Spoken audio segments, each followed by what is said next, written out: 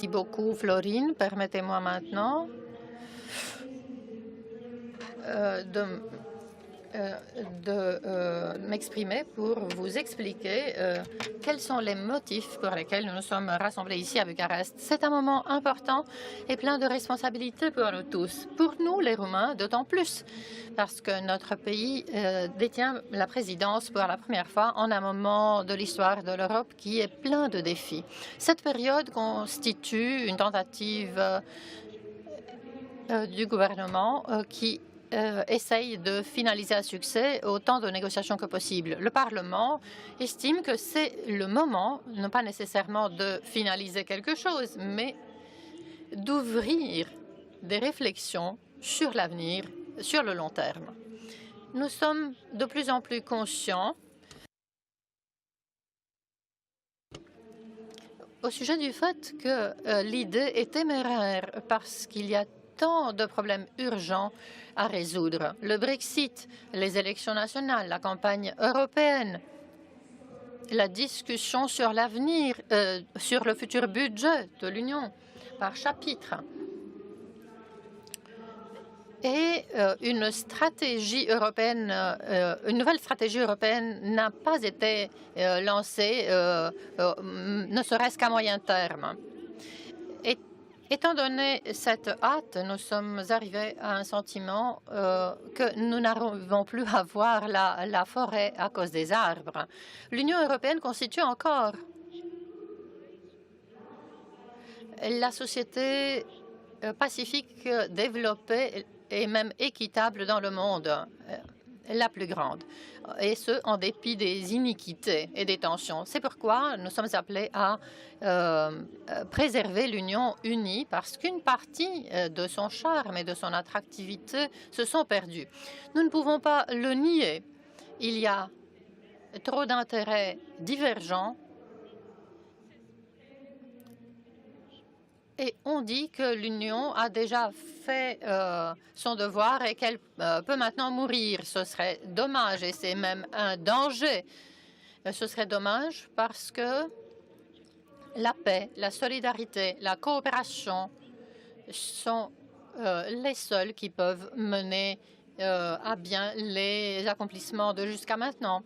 Un danger parce que cette attitude mine la possibilité d'un avenir meilleur sans rien remettre à la place. Une Europe de nos États nationaux, nous l'avons déjà eu auparavant. Et deux guerres sanglantes ont résulté et chaque nation a dû se reconstruire après.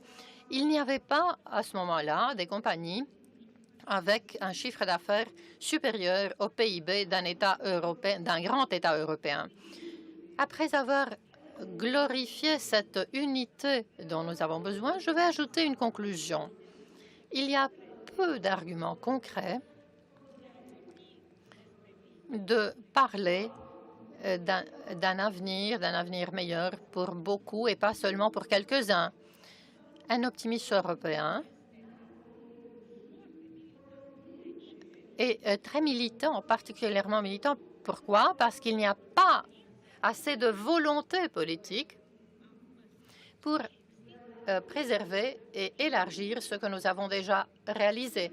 Si nous avons de la chance et nous réussissons à éviter une crise financière, nous aurons demain une répétition du présent. Donc, nous aurons les mêmes problèmes qui nous préoccupent. Le mécontentement des citoyens, de l'instabilité sociale, des iniquités croissantes et des politiques faibles pour résoudre les problèmes. Un système monétaire fragile qui met en danger la construction dans son ensemble et qui ne peut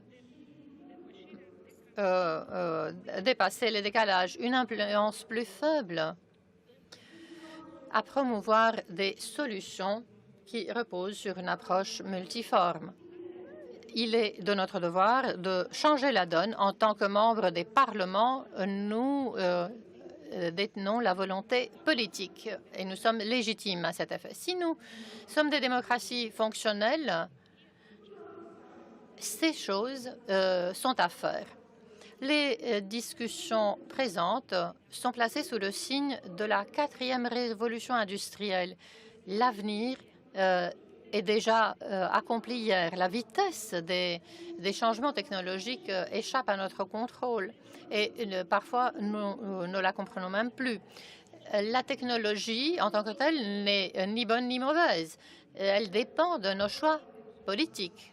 Si nous permettons à notre société de devenir un féodalisme high-tech ou si nous changeons les règles pour créer une société inclusive et meilleure dans laquelle nous puissions tous vivre.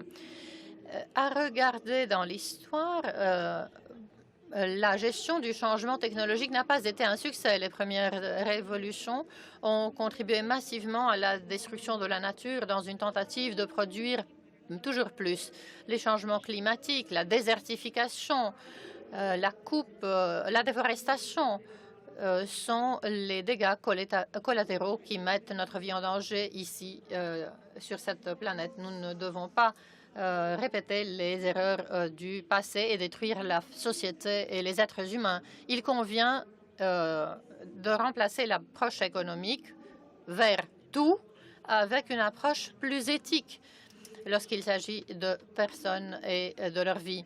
Pour ce faire, nous devons commencer quelque part, construire des ponts entre nous qui sommes les décideurs, pour pouvoir parler la même langue et pour comprendre la réalité de l'autre.